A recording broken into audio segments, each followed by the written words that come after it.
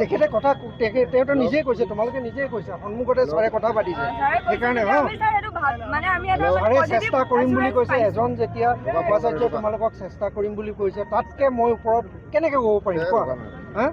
আমাৰ আমাক উপাচাৰ্য কাৰ্যালয়ত তেওঁলোকে মাতিছে আৰু মাতি কিনে জনাইছে যে গুৱাহাটী বিশ্ববিদ্যালয়ত যিসমূহ ইনকাম চাৰ্টিফিকেট বা ৰেচন কাৰ্ড থকা ছাত্ৰ ছাত্ৰী আছে, তেওঁলোকে যিখিনি যোগ্য উপযুক্ত নথিপত্ৰ আছে তেওঁলোকে সম্পূৰ্ণ বিনামূলীয়াকৈ নামভৰ্তিৰ সুবিধা হ'ব। আৰু এইটোৱে আমি বিচাৰি আছিলোঁ, যাতে একোজন নিম্ন মধ্যবিত্ত ঘৰৰ পৰিয়ালৰ ছাত্ৰ ছাত্ৰীয়ে যাতে গুৱাহাটী বিশ্ববিদ্যালয়ত তীক্ষ্ণ মেধা থকাৰ ফলত যাতে নামভৰ্তিৰ সুবিধা পায়, তেওঁলোকে যাতে ইয়াৰ পৰা গুচি যাবলগীয়া নহয়। 7 আৰু 8 ইয়াৰৰ ছাত্ৰ ছাত্ৰীসকলে আমাৰ স্নাতকোত্তৰ পৰ্যায়ৰ দৰে নামভৰ্তিৰ সুবিধা পাব।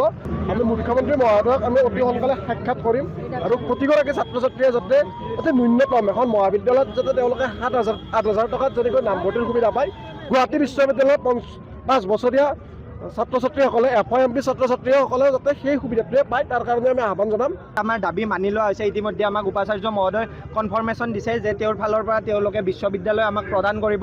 সেয়ে আমি ভাবোঁ যে আমাৰ দাবীসমূহ মানি লোৱা হৈছে। আৰু লগতে আমাৰ যি লাষ্ট 2টা ছেমিষ্টাৰ থাকিব, লাষ্ট 2টা ইয়াৰ 7 আৰু 8 চেমৰ পৰা তেওঁলোকে আমাৰ সম্পূৰ্ণ আমাৰ মাষ্টাৰ্ছৰ যিখিনি ছাত্ৰ ছাত্ৰী আছে সেইখিনিৰ লগত একে ফিছত তেওঁলোকে পঢ়া শুনা কৰিব পাৰিব।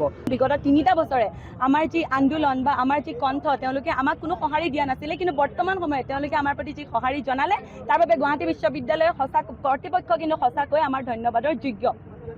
আৰু এইখিনিতে কিন্তু আমাৰ সংগ্ৰাম শেষ হোৱা নাই, কাৰণ কৰ্তৃপক্ষই আমাক কথা দিছে যে অনতিপলমে তেওঁলোকে আমাৰ মুখ্যমন্ত্ৰীৰ সৈতে সাক্ষাৎকাৰৰ ব্যৱস্থা কৰি দিব। সেই সাক্ষাৎকাৰটোলৈ আমি বাট চাম, কাৰণ আমাৰ গুৱাহাটী বিশ্ববিদ্যালয়ৰ যিসমূহ সমস্যা আছে সেই প্ৰত্যেকটো সমস্যাৰে সমাধান আচলতে অসম চৰকাৰে কৰি দিব লাগিব।